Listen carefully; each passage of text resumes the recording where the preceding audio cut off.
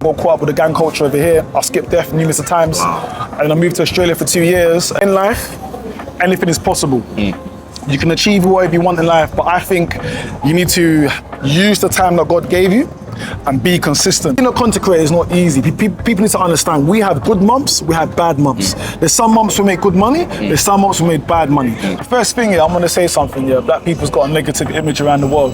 Look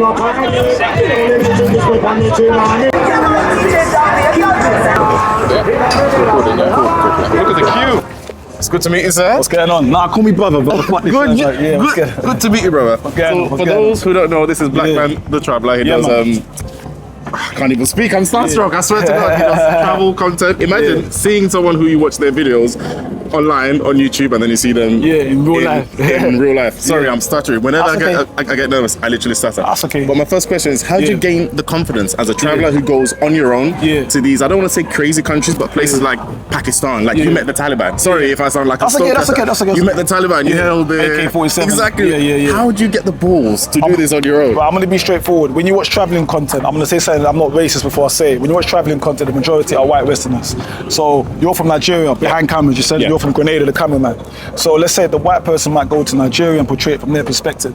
They might go to Grenada, portray it in their perspective. So for me, I'm born and raised in East London. Well, originally, I'm from East Africa. My mum is Ugandan, my father turns in Rwandan. I've heard this in the videos as well. When I was young, my mum used to send me back home to understand the culture a bit more. And she says, every time you misbehave, you're getting back home. So I used to get scared. And then when I watch travelling content, I see there was a lot of white Western people doing this travelling thing. But there was no one that comes from the streets in the UK. So I thought, you know what, let me move out the UK, because obviously I got caught up with the gang culture over here. I skipped death numerous of times. And I moved to Australia for 2 years, and then one of my friends said to me, start YouTube. And I just typed black travel vloggers. A lot of them were African American. No one came from the UK, and that's how we just started. But how do you still have the confidence though to go anywhere in the world? I know you speak a bit of Spanish. My wife's Argentinian. Nice. How about these countries though? So basically, the confidence is just coming from the streets of London, having that street smart mentality, taking it with me to whatever country I go to. Every country that I go to, I try to be respectful. I try to learn certain words. So let's say I'll go to Nigeria. Nigeria is the biggest the biggest black population country in the world, and Nigeria is made up of different type of tribes. You got Igbo, you got Yoruba. So I try to know the basics like hello, how are you, what's your name, thank you, and that's going to lower the guard down. 100%. And the most important thing is respect other people's cultures. That's the most important thing. Like, I come from London, born and raised in London, so London's a very multicultural city. So I'm used to seeing whites, blacks, Asian, Chinese. Everything. So for me, I use my experience growing up in London, my street smart mentality as well, and I'm bringing that with me to whatever country that I go to. So there was one clip whereby you went. There was this shop. Sorry if I sound like a stalker. In India. You walked past and the guy said something, and the way you handled it was so mature, intellectual, and you flipped it on them. You let them know, hey, listen, I know what you're saying. I'm not going to be the stereotypical black aggressive whatever and challenge you or like physically confront you. But he couldn't even look in the camera. As soon as you went back to him, I was like, brother, I know what that means. How do you learn to keep your energies balanced rather than flipping? The first thing I'm going to say something. Black people's got a negative image around the world. Also, I would say people of colour skin. Even the Asian people right now, like, they think every single Asian's a terrorist, every single Muslim's a terrorist. So we live in a world, we live in a social media era. Whether we like it or not, we live in a social media era. There's a lot of 9-to-5 jobs that are now doing stuff online, whether we like it or not. Social media plays a key part in our daily lifestyle. If people can't get into their Instagram, if they can't get into the YouTube, they start spazzing, they start getting crazy. So the way I handled it, I just handled it from my experience. Yes, it was being racist, but that doesn't give me the right to physically hurt him. 100%. So the way I've done it speaking, verbally. I let him know I understood what you said. Don't do that again. 100%. So that's just the way there's a certain way to behave when you travel abroad. Because at the end of the day, I'm representing us. 100%. When you're traveling, you're representing us. 100%. Even you, my bro. So you need to show them, okay, we can be bad man, but we don't want to show you the negative side towards, you know what I mean? We're not animals. We're not animals. We're gentlemen. We're gentlemen. When we choose to. Yes. So it's just how you behave yourself and how you maneuver.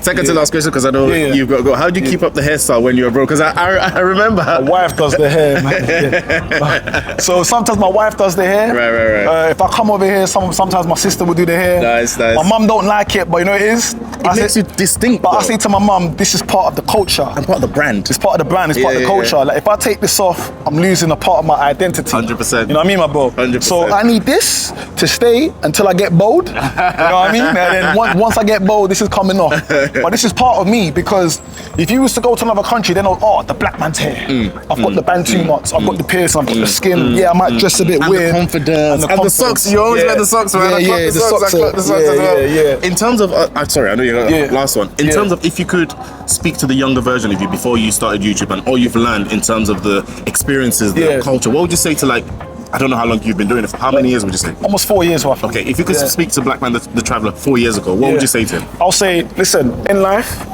anything is possible. You can achieve whatever you want in life, but I think you need to use the time that God gave you and be consistent. That's why I say time and consistency.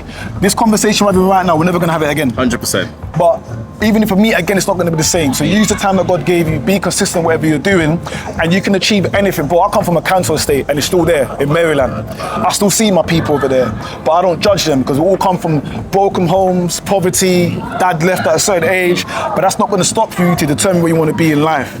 You can be successful no matter what you want to do in life, but you have to have the right mindset and the right people around you. You know what I mean? Like if you want to be a banker, you can be a banker. You want to be a clothes designer, you can be a clothes designer. You want to be a content creator, you can do it. But it's going to take hard work, discipline. It's not going to be easy. And I say one more thing, it's going to be like a roller coaster. It's going to be up and down. You're going to have good months, bad months, whatever. Just be consistent, my bro. You don't get caught up in the statistics or the views or the... Yeah, sometimes, and I'm going to say one more thing, yeah?